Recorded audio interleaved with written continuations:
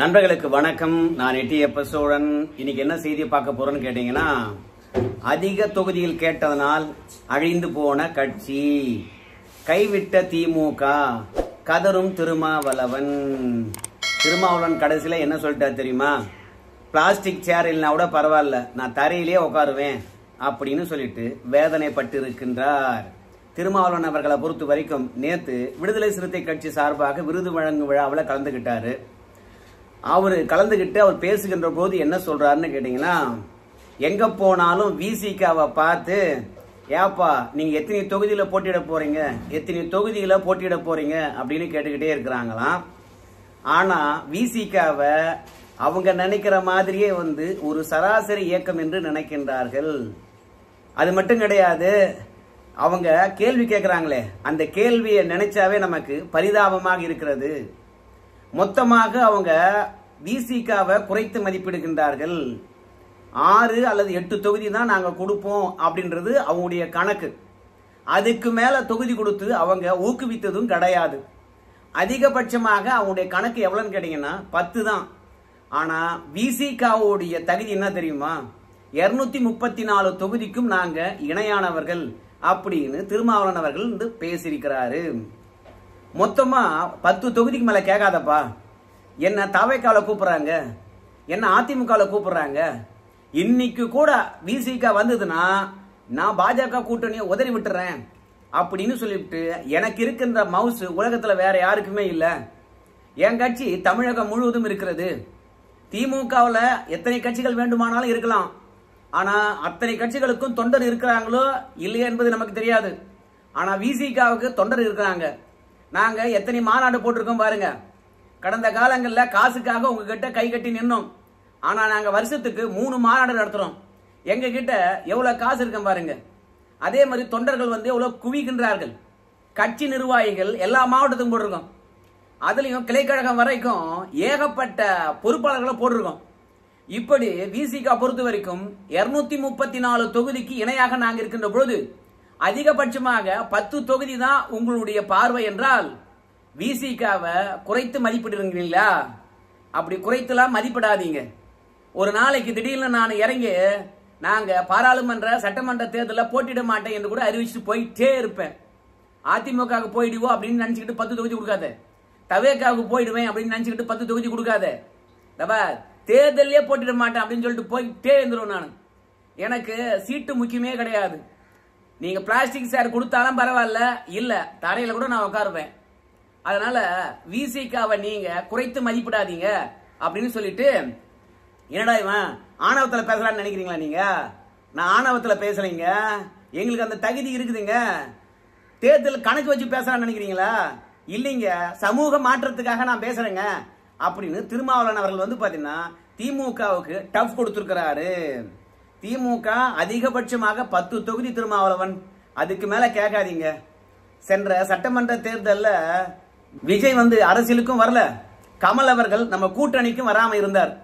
அதனால இப்போ விஜய் அவர்களை பொறுத்த வரைக்கும் கட்சி தொடங்கிட்டாரு. திமுகவுக்கு எதிராக இருக்கின்ற வாக்குகளை அவர் பிரிச்சுடுவாரு. கமல் நம்ம பக்கம் வந்துட்டாரு, கமலுக்கு இருக்கின்ற வாக்கு வங்கி நமக்கு வந்துடும். அதனால விசிகா தான் வேணும் எனக்கு என்று ஒத்த காலம் நான் நிக்க போறது கிடையாது. அதுக்கு மேல தொகுதி கேட்டுறாரு அப்படின்னு திட்டவட்டமா சொல்லிட்டு இருப்பாங்க போல இருக்குது. எவ்வளவோ பேசி பார்த்துருப்பார் போல இருக்குது. அதனால நேற்று பொது வெளியில போட்டு உடைச்சிட்டாரு. 6 அல்லது 8 தொகுதிக்கு மேல கொடுத்து ஊக்குவிக்கவே மாட்டாங்களாம் விசிகாவை. அதிகபட்சம் 10 தானா? எங்களை என்ன அவ்வளவு கேவல பையங்களா நினைச்சிட்டீங்களா அப்படின்னு திருமாவளவன் கேட்காம கேட்கிறாருங்க மேடையில. சோ திமுகவுல எத்தனை கட்சிகள் கூட்டணி இருக்குது, அத்தனை கட்சியும் இப்ப என்ன முடிவு எடுத்துருன்னு கேட்டீங்கன்னா, எல்லாருமே எங்களுக்கு கடந்த தேர்தலை விட இந்த தேர்தலில் அதிகமா தொகுதி தரணும் அப்படின்னு கேட்கிறாங்க. காங்கிரஸும் அதான் கேக்குது. அதுலயும் காங்கிரஸ் கட்சி தலைவர் இருக்கக்கூடிய செல்வ பிறந்தகை அவர்கள் நம்ம ஸ்டாலின் ஐயாவுக்கு நெருக்கமான நண்பர். திமுக என்ன முடிவு எடுக்குதோ அந்த முடிவுக்கு தான் ஒத்துக்குதுவார். அவரே நேற்று பேட்டி அளிக்கின்ற பொழுது, உங்களுக்கு எத்தனை தொகுதி வேணுங்க அப்படின்னு செய்தியாளர் கேட்கின்ற பொழுது, எங்களுக்கு 234 தொகுதி கொடுத்தா நல்லது அப்படின்னு சொல்லிட்டு சிரிக்கிறார். அப்படி ஒவ்வொரு கட்சிகளும் பாத்தீங்கன்னா அவங்க தகுதியை மீறி திமுக கூட்டணியில தொகுதியை கேட்பதற்கு தயாரா இருக்கிறாங்க. அதே மாதிரிதான் விசிகாவும் காங்கிரசுக்கு இணையாக தொகுதி தரணும் அப்படின்னு சொல்லிவிட்டு திருமாவளவன் நினைக்கிறாரு. அதை தெளிவாகவும் திமுக தலைமை கிட்ட சொல்லியிருக்கிறாரு. காங்கிரஸ்ல தமிழகத்துல தலைவர்களை தவிர தொண்டர்கள் யாராவது இருக்காங்களா? ஏகப்பட்ட தலைவர்கள் இருக்கிறாங்க காங்கிரஸ் கட்சியில. ஆனா அத்தனை தலைவர்கள் கிட்டையும் கோஷ்டி பூசல் இருக்கா இல்லையா? சத்தியமூர்த்தி பவன்ல 10 நிமிஷம் உட்காந்து ஒன்னா பேச சொல்லு பார்க்கலாம். அந்த கட்சிக்கெல்லாம் குறையாது 20 தொகுதி கொடுக்குறீங்க.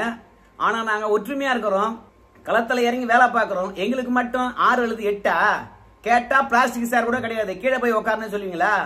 அப்புறம் பார்லிமெண்ட் எலெக்ஷன்ல எங்களோட கூட்டணி கிடையாது போ அப்படின்னு சொல்லுவீங்களா? சட்டமன்ற தேர்தல் எங்களோட போட்டிடாது அப்படின்னு சொல்லுவீங்களா? அப்படி சொன்னீங்கன்னா மாற்று கூட்டணிக்கு போறனா இல்லையோ தேர்தலே புறக்கணிச்சுட்டு போயிடுவேன். அதனால 234 தொகுதிக்கு நான் இணையானவன், பார்த்து கொடுங்க அப்படின்னு சொல்லியிருக்கிறாரு. திமுகவுக்கு பகிங்கிற மிரட்டல். முதல்ல அதிகமான தொகுதி கொடுங்க அப்படின்னு கேட்டது கம்யூனிஸ்ட் கட்சி தான். அவங்களும் அவங்க தகுதியை மீறி பாத்தீங்கன்னா தொகுதி பேரத்தை பேசுறாங்க. இல்லனா திமுக நிறைவேற்றாத தேர்தல் வாக்குறுதியை பாத்தீங்கன்னா வெளிப்படையா பேசிட்டு இருக்கிறாங்க. சோ தேர்தல் வாக்குறுதியை எதிர்கட்சிகள் தான் பொது வெளியில பேசி இதெல்லாம் என்னையா நிறைவேற்றணும் அப்படின்னு கேட்டுட்டு இருப்பாங்க. இப்ப கம்யூனிஸ்ட் கட்சிகளே கூட்டணி இருந்துகிட்டு குத்தி விடுறாங்களா? அப்ப அதிக தொகுதிகள் கொடுத்தாதான் நீங்க வாய் முன்னு சும்மா இருப்பீங்களா அப்படின்னு திமுக பாத்தீங்கன்னா கடுப்பேறி போயிருக்குது. இதற்கு இடையில மதிமுக அவங்க தீர்மானமாவே ஏற்றி விட்டார்கள். எங்களுக்கு திமுக கூட்டணியில அதிகமான தொகுதி வேணும், குறைந்தது 12 தொகுதியாவது வேணும். நாடாளுமன்ற தேர்தலில் 2 சீட்டு கொடுத்திருந்தீங்கன்னா நாங்க விசிக மாதிரியே அங்கீகாரம் பெற்றிருப்போம். இன்னைக்கு சீமான் கட்சி தொடங்கி 12 வருஷம் தான் ஆகுது. ஆனா அவர் பாத்தீங்கன்னா கட்சி அங்கீகாரம் பெற்று விட்டாரு. ஆனா மதிமுக பொறுத்த வரைக்கும் கட்சி தொடங்கி 33 வருஷம் ஆச்சு. ஆனா இது வரைக்கும் நாங்க அங்கீகாரம் பெறல. விசிகாவுக்கு 2 தொகுதி கொடுத்த மாதிரி மதிமுகவுக்கு 2 தொகுதி கொடுத்துருக்கலாம் இல்லையா? ஏன் 2 தொகுதி கொடுக்கல? அதனால நாடாளுமன்ற தேர்தலில் எங்களுக்கு ஏற்பட்ட புறக்கணிப்பு, சட்டமன்ற தேர்தல் எங்களுக்கு 12 தொகுதி வேணும். அப்படி 12 தொகுதி கிடைச்சாதான் நாங்க கட்சி அங்கீகாரம் பெற முடியும். எத்தனை நாளைக்கு தான் கட்சி அங்கீகாரம் இல்லாமல் இன்னொருத்தர் சின்னத்துல போட்டி போடுவது, இரண்டாவது கூட்டணியிலேயே கும்மால் அடிப்பது? அதனால எங்களுக்கு 12 தொகுதி வேணும் அப்படின்னு பாத்தீங்கன்னா மதிமுக தீர்மானமே ஏற்றிருக்கின்றார்கள். திமுகவுக்கு இதுதான் மிகப்பெரிய ஒரு கடுப்பு. மதிமுக என்ற கட்சியே கிடையாது. கடந்த காலங்கள்ல ஸ்டாலின் ஐயா பாத்தீங்கன்னா மதிமுகவை எங்க கட்சியில் நினைச்சிருங்க, உங்க பையனுக்கும் உங்களுக்கும், உங்க பையனுக்கு சட்டமன்றத்துல, வைகோவுக்கு நாடாளுமன்றத்துல சீட்டு கொடுத்துறோம், பிரச்சனையே கிடையாது. இனிமே கட்சி வச்சு நடத்தி என்ன பண்ண போறீங்க? அதுவும் இல்லாம உங்க கட்சியில் இருக்கக்கூடிய பல பேர் தாய் கழகத்துல இணைஞ்சிடலாம் அப்படின்னு சொல்றாங்க. ஆனா நீங்க தான் மீண்டும் திமுக இணைப்பா நோ அப்படின்னு சொல்லிட்டு மதிமுக எந்த நோக்கத்துக்கு உருவாக்கப்பட்டதோ அந்த நோக்கம் நிறைவேறவில்லை, நான் திமுக இணைக்க மாட்டேன் அப்படி வீம்புக்கள் இருக்கிறீங்க. அப்படி வீம்புக்கெல்லாம் இருக்காதீங்க, கட்சி அனுப்பிச்சிடுங்க அப்படின்னு ஸ்டாலின் ஐயா பேசிட்டே இருக்காரு.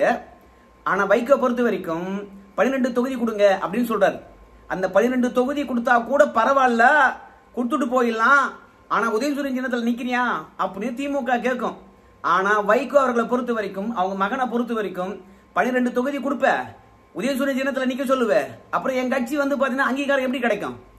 எனக்குன்னு ஒரு சின்னத்தை எடுத்து அந்த 12 தொகுதியில என் சின்னத்துல நின்னா மட்டும்தான் என் கட்சி அங்கீகாரம் கிடைக்கும்.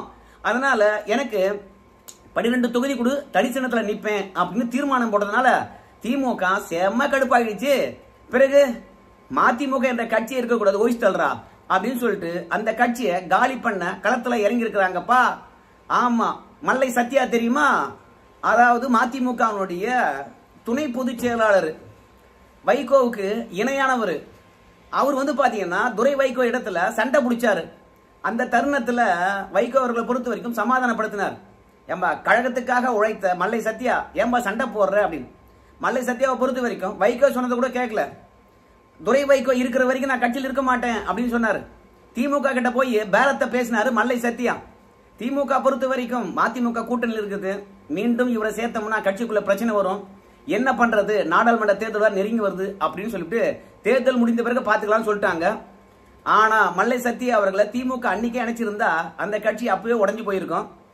அப்புறம் வைகோ பொறுத்த வரைக்கும், ஏண்டா வாய் வச்சு சும்மா இருக்க மாட்டியா, என் புள்ளியா இருந்துகிட்டு நீ குத்தி விட்டியாங்காட்டியும் கட்சியில ஒத்தந்தான் இருந்தான், அவனும் திமுக போட்டான் பாத்தியா அப்படின்னு சொல்லிட்டு அப்பனும் மகனும் அடிச்சுட்டு இருப்பாங்க. ஆனா திமுக அன்னைக்கு சேர்க்கல. அதனால இன்னைக்கு கட்சி ஓரளவுக்கு ஒற்றுமையா இருக்குது.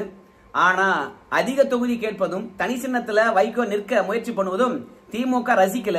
அதனால பல்லடம் தொகுதியினுடைய 2021 சட்டமன்ற தேர்தலில் போட்டியிட்ட முத்துரத்தினம் அவர்கள் நம்ம முதலமைச்சர் அவர்களை சந்தித்து திமுகவில் இணைத்துக் கொண்டாரு. ஆபரேஷன் திமுக தொடங்கிடுச்சு. மதிமுக என்ற கட்சி இருந்தா தானே, ஏற்கனவே கொங்கு மண்டலத்துல திமுக பலவீனமா இருக்குது.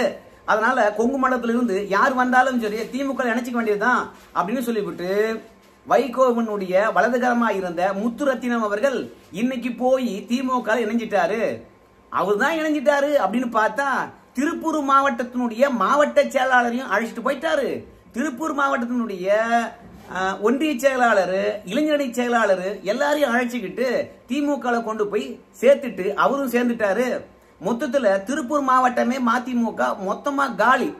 இனிமே எதை வச்சுடா தம்பி நீ சீட்டு கேட்கறன்னு பாக்குறேன் அப்படின்னு சொல்லிவிட்டு மதிமுக இருந்து யார் வந்தாலும் சரி நீங்க சேர்த்துக்குங்க அப்படின்னு திமுகவினருக்கு பாத்தீங்கன்னா உத்தரவிட்டு இருக்கின்றார். அதுவும் மதிமுக என்ன நினைச்சாலும் பரவாயில்ல அப்படின்னு சொல்லிட்டு ஸ்டாலின் ஐயா தலைமையிலே பாத்தீங்கன்னா முத்துரத்தினம் பல்லடம் தொகுதி 2021 சட்டமன்ற தேர்தலில் போட்டிட்டு தோல்வி அடைஞ்சவரை சால்வை போட்டு ஸ்டாலின் ஐயா அவர்களே வரவேற்றிருக்கின்றார். அதனால மதிமுகவை அழிக்காம விட மாட்டேன். நீ சீட்டா கேட்கிற சீட்டு உன் கட்சி அழிக்கிறத பார்த்து மற்ற கட்சிக்காரன் எல்லாம் கதறணும். திமுக கிட்ட பாத்தீங்கன்னா சீட்டே கேட்க கூடாது, கொடுத்ததை வாங்கிக்குவோம். சென்ற முறை அதிமுக கூட்டணி ஜெயிக்க கூடாது என்பதற்காக விட்டு கொடுத்தீங்க அப்படின்னு சும்மா கப்சா விட்டுட்டு இருக்கீங்க. ஆனா உங்க தகுதி என்ன என்பதை பற்றி அன்னைக்கு நல்லா தெரிஞ்சது.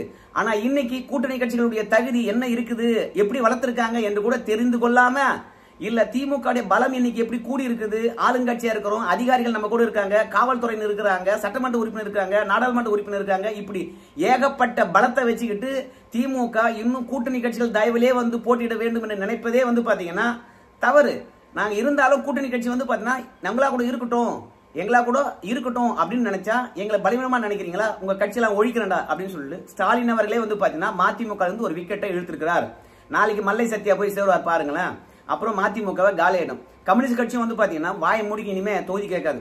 காங்கிரஸும் பாத்தீங்கன்னா இனி வாயை மூடிட்டு இருக்கும். ஆனா விசிக மட்டும் பாத்தீங்கன்னா தொடர்ந்து பேசிட்டே இருப்பாங்க. ஆனா அவருக்கும் கூட பயம் இருக்கு போல இருக்குது. நேற்று விருது வழங்குகின்ற விழாவில் எங்களை டீ பண்ணு கொடுத்து ஏமாத்தலான்னு பாக்குறீங்களா? 6 அல்லது 8 தொகுதி தானே எங்க தகுதி. எங்களை 234க்கு இணையானவர்கள் என்று நீங்க நினைக்க மாட்டீங்களா? 10 தொகுதி கொடுத்தா அதுதான் உங்க ஓவரா, அதுக்கு மேல கொடுக்க மாட்டீங்களா அப்படின்னு மிரட்டலா பேசினாரு. இன்னைக்கு செய்தியாளர் கேட்டாங்க, என்னங்க டீ பண்ணுக்கெல்லாம் நாங்க ஏமாந்துட மாட்டோம், எங்களை என்ன அவ்வளவு குறைத்தா மதிப்பிடுகின்றீர்கள், உங்களை பார்த்தா பாவமா இருக்குன்னு சொல்லிட்டு திமுக விமர்சனம் பண்ணிருக்கீங்களே கூட்டணி இருந்துகிட்டே அப்படின்னு சொல்லுகின்ற போது திருமாவளவன் அவர்கள் அடடா இந்த பத்திரிகைக்காரன் குத்தி விட்டுருவான் போலக்குது, திமுக இடத்துல முட்டை விட்டுருவான் போலக்குது அப்படின்னு நினைச்சுட்டு அடா மீட்டிங்னாவே அங்க இருக்கின்ற கட்சி தொண்டர்களை ஊக்குவிக்கணுமா இல்லையா, அதனால கொஞ்சம் நாங்க ஆவேசமா பேசினேன், அது தொண்டர்களை ஊக்குவிப்பதற்கு அன்றி ஒன்னும் கூட்டணி பேரத்துக்காலாம் கிடையாது, தப்பா நினைக்காதீங்க அப்படின்னு பாத்தீங்கன்னா திருமாவளவன் அவர்கள் அப்படி அந்தர்பல்ட்டி அடிச்சாருங்க. என்னடா திடீர்னு வெளிச்சம் இல்லையே அப்படின்னு நினைக்காதீங்க. உங்க எல்லாருக்கும் தெரியும் அணில் ஓடிடுச்சு, அதனால நமக்கு வெளிச்சம் இல்லாம போச்சு. இப்போ செல்போனுடைய டார்ச் லைட்ல தான் பேசுறேன். அதுக்கப்புறம் திருமாவளவன் அவர்களை பொறுத்த வரைக்கும் திருநீர் அழித்தது தொடர்பாக மீண்டும் விளக்கம் அளித்திருக்கின்றார். அது அவருக்கு நெஞ்சில ஆறாத ரணம் போல இருக்க போலது. ஏன்னா திருநீர் அழிச்சிட்டாரு, இந்துக்களுடைய உணர்வை புண்படுத்திட்டாரு, அவனுக்கு ஏன்டா ஓட்டு போடணும் அப்படின்னு இந்துக்கள் முடிவெடுத்துட்டாங்கன்னா என்ன பண்றது, அதனால மீண்டும் ஒரு விளக்கம் அளிப்போம்னு சொல்லிவிட்டு நேற்று விருது வழங்குகின்ற விழாவில் பாத்தீங்கன்னா நான் ஒன்னும் புண்ணியம் கிடைக்கும் என்பதனால திருநீர் அணிந்து கொள்ளலப்பா, அப்படி ஒரு நம்பிக்கையும் நமக்கு இல்லப்பா, அதோட போச்சுன்னா பிறர் அவமதிக்க வேண்டும் என்பதற்காகவும் நான் அழிக்கலப்பா, அதோட போச்சுன்னா திருநீரை ஏன் அழிச்ச அப்படின்னு கேட்கறாங்க இல்லையா, அவங்க கிட்டலாம் நாங்க கேட்பது ஒன்னே ஒண்ணுதான்யா, என்ன தெரியுமா, என்ன மேல் பாதியில் இருக்கக்கூடிய திரௌபதி அம்மன் கோயிலுக்கு என்ன கூட்டு போக முடியுமா, உன்னால கூட்டு போக முடியாது இல்ல, அதாவது நீ கோயிலுக்கு கூட்டு போனா நீ என்ன பண்ண போற அப்படின்னு சொல்லிட்டு கேட்பாங்க. நான் என்ன சங்கராச்சாரியராவா மாற போறேன், ஒரு சொந்த சகோதரனா மதித்து என்ன கோயிலுக்கு கூட்டு போக முடியுமா, நீங்க என்ன சங்கராச்சாரியரா மதிக்கலனா கூட பரவாயில்ல, ஒரு சகோதரனா ஏற்றுக்கொள்வீங்களா, திருநீர் அழிச்சது மட்டும் அவ்வளோ பேசுறீங்களே அப்படின்னு திருமாவளவன் அவர்கள் கெஞ்சி ஆரம்பிச்சுட்டாரு. சோ அவர் செஞ்சது தப்பு இல்ல, நியாயப்படுத்தணும் என்பதற்காக இப்படி பேசிட்டு இருக்காருங்கோ. சரிங்க, ஒரு பக்கம் அதிமுகவை ஆட்களை தன் கட்சியில இணைத்து அழிக்கின்றார், இன்னொரு பக்கம் திருமாவளவன் அவர்களை பொறுத்த வரைக்கும் 10 தொகுதிக்கு மேல கேட்காத, அப்படி கேட்கறதா நீ வேற எங்கன்னா போய்க்கோ அப்படின்னு தெளிவாகவே திமுக சொன்னதனால ஆளுங்கட்சி இருப்பதனால எதிர்க்க பாத்தீங்கன்னா பலமான கூட்டணி இல்லாதனால நீ தான் இருந்து திமுக வெற்றி பெற வேண்டும் அவசியம் கிடையாது, போனா போ அப்படின்னு கைவிட்டதனால திருமாவளவன் அவர்கள் பாத்தீங்கன்னா கதறி இருக்கின்றார். என்ன நடக்க போகுதுன்னு பொறுத்து பார்க்கலாங்க. நன்றி நண்பர்களே.